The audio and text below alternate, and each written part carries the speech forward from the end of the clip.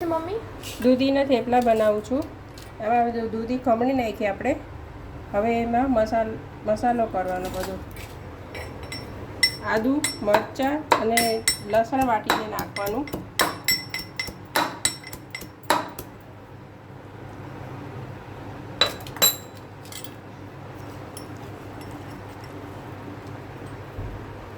આદુ, મરચાં અને લસણ નાખવાનું, પછી દાણા નાખવાના. પછી રૂટિંગ મસાલા કરવાના. હળદર,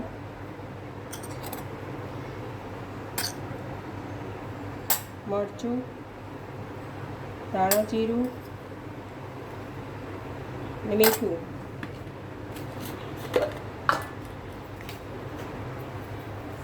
સ્વાદ પ્રમાણે મીઠું નાખવાનું અને થોડું દહીં નાખવાનું. થોડું દહીં નાખવાનું. દહીં નાખવાથી એકદમ સોફ્ટ થશે, ઊંચા એકદમ. આ બધો મિક્સ કરી દેવાનો મસાલો.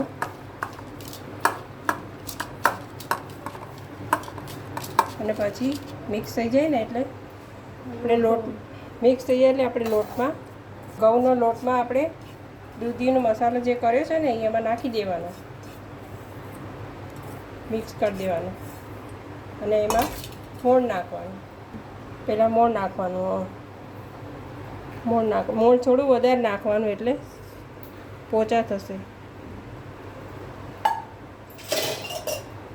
હવે આપણે લોટ બાંધી દઈશું.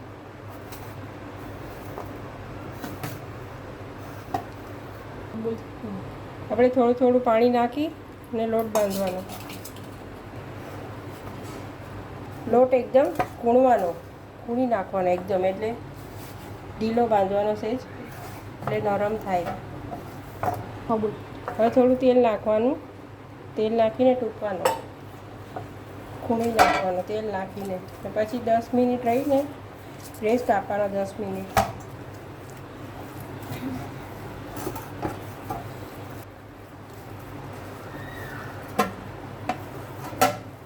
જેમ ખૂણીએ ને એમ લોટ પોચા થાય થેપલા.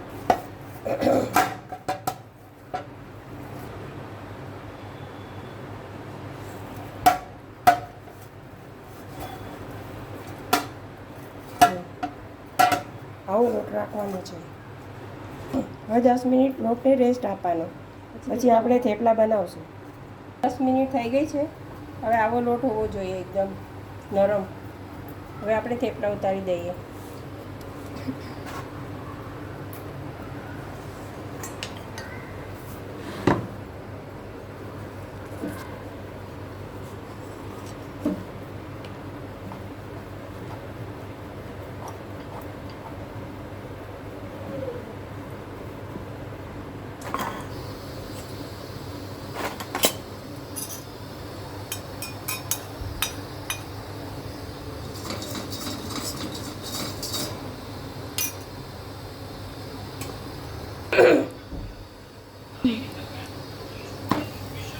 આ થેપલા આપણે નાસ્તામાં ખવાય ને,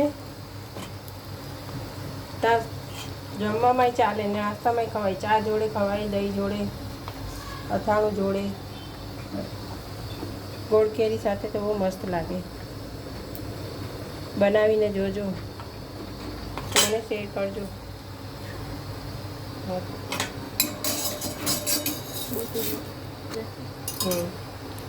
તેલ નાખવાનું.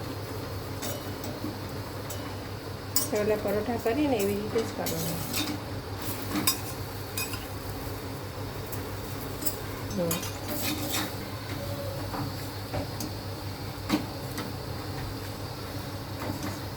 સેજ કડક કરવાના એટલે સારા લાગે.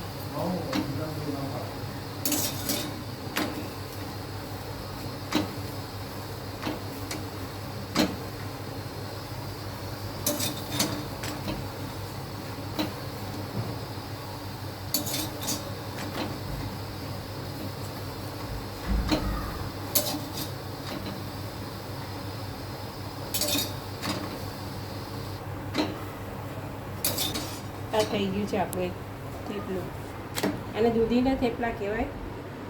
બનાવજો આપણે ઘરે.